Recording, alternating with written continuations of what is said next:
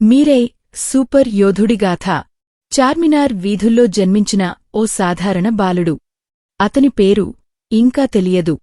కాని అతని లోపల దాగి ఉన్న శక్తి యుగాలుగా ఎదురుచూస్తున్న ఒక దివ్య ఆయుధం. ఆ ఆయుధం పేరు మిరే. ఈ కథ ప్రారంభమవుతుంది హిమాలయాల శిఖరాల్లో. అక్కడ మంచుతో కప్పబడిన గుహల్లో ఓ పురాతన గ్రంథం రహస్యంగా సంరక్షించబడుతోంది. ఈ గ్రంథం అశోక చక్రవర్తి కాలంలో కళింగ యుద్ధం అనంతరం ధర్మాన్ని పరిరక్షించేందుకు రూపొందించిన తంత్ర గ్రంథాల సమాహారం. ఈ గ్రంథాలు 9. ప్రతి గ్రంథం ఒక శక్తిని, ఒక తత్వాన్ని, ఒక దేవీయ మార్గాన్ని సూచిస్తుంది. వీటిని కాపాడే బాధ్యత ధర్మశాల ప్రజలదే. వారు తంత్ర విద్యలో నిపుణులు. వారు శాంతియుత జీవనాన్ని గౌరవిస్తారు. కాని ఈ శాంతిని భంగం చేయడానికి వస్తున్నాడు బ్లాక్ స్వోర్డ్. బ్లాక్ స్వోర్డ్ అంధకార మాంత్రికుడు. బ్లాక్ స్వోర్డ్ మాంత్రిక విద్యలో నిపుణుడు. అతని లక్ష్యం ఈ 9 గ్రంథాలను స్వాధీనం చేసుకుని మానవత్వాన్ని తన చేతుల్లోకి తీసుకోవడం. అతని శక్తి అంధకారతంత్రం. అతని ఆయుధం నల్లకత్తి. అతని మాటలు మాయ. అతని చూపు మృత్యువు. అతను ధర్మశాలపై దాడి చేస్తాడు. గ్రంథాలను దొంగిలించేందుకు ప్రయత్నిస్తాడు. కాని అక్కడే మొదలవుతుంది సూపర్ యోధుడి పునరుద్ధానం. సూపర్ యోధుడు మిరే యొక్క అధికారి. చార్మినార్ వీధుల్లో పెరిగిన ఓ యువకుడు. అతనికి తన గతం తెలియదు. కాని అతని కలలు శక్తివంతమైనవి. అతని హృదయం ధర్మాన్ని కోరుతుంది.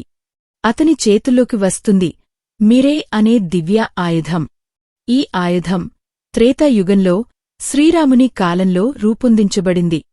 ఇది శక్తిని మాత్రమే కాదు, శాంతిని కూడా ప్రసాదిస్తుంది. ఇది యోధుడిని దేవుడిగా మార్చగలదు.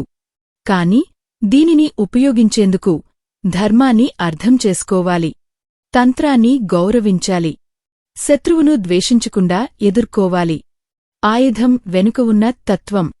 మిరే అనే పదం జపనీస్ భాషలో భవిష్యత్తు అని అర్థం.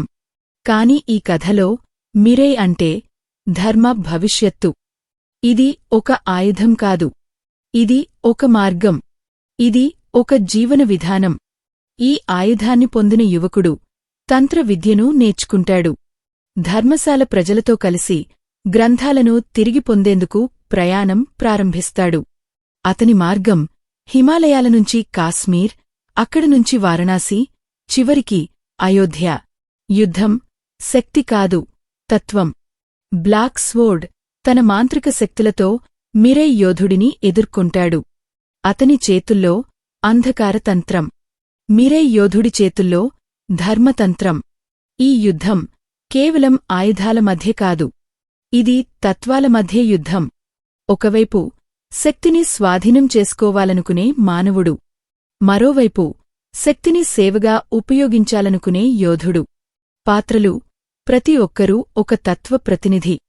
జగపతిబాబు అంగమ బలిపాత్రలో తంత్ర విద్యలో నిపుణుడు. అతను మిరే యోధుడికి మార్గదర్శకుడు. మంచు మనోజ్ బ్లాక్ స్వోర్డ్ పాత్రలో అంధకార మాంత్రికుడు. అతని నటన మాయాజాలంలా ఉంటుంది. రితికా నాయక్ విభా పాత్రలో మిరే యోధుడికి తోడుగా ఉండే ధర్మ పథిక. ఆమె పాత్ర శక్తికి శాంతి కలిపే ప్రతీక. శ్రియశరణ్ ఓ కీలక పాత్రలో తంత్రగ్రంథాల రహస్యాలను తెలిపే మాతృక. జయరాం ఓ వృద్ధ తంత్ర పండితుడిగా కథకు తాత్వికతను అందించే పాత్ర. సినిమా నిర్మాణం విజ్ఞానంతో కూడిన కళ. కార్తిక్ ఘట్టమనేని దర్శకుడు మరియు సినిమాటోగ్రాఫర్. ఆయన చూపు ప్రతి ఫ్రేమ్ను ఒక చిత్రంగా మార్చుతుంది. హిమాలయాల్లో 18°C ఉష్ణోగ్రతల్లో చిత్రీకరణ. మంచు, మంత్రం, మిరే, 3 మలుపులు. విజువల్ ఎఫెక్ట్స్ భారతీయ సినిమా చరిత్రలో అత్యధికంగా. ప్రతి గ్రంథం, ప్రతి తంత్రం, ప్రతి యుద్ధం ఒక కళాఖండం.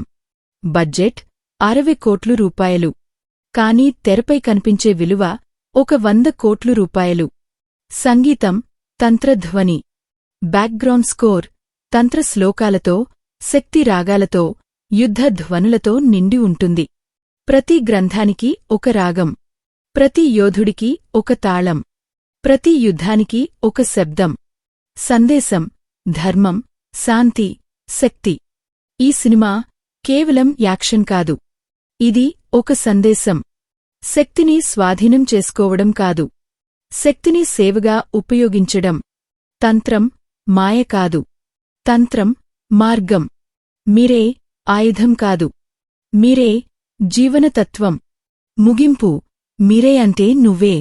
చివర్లో మీరే యోధుడు తనలోని శక్తిని అర్థం చేసుకుంటాడు. అతను గ్రంథాలను తిరిగి పొందుతాడు.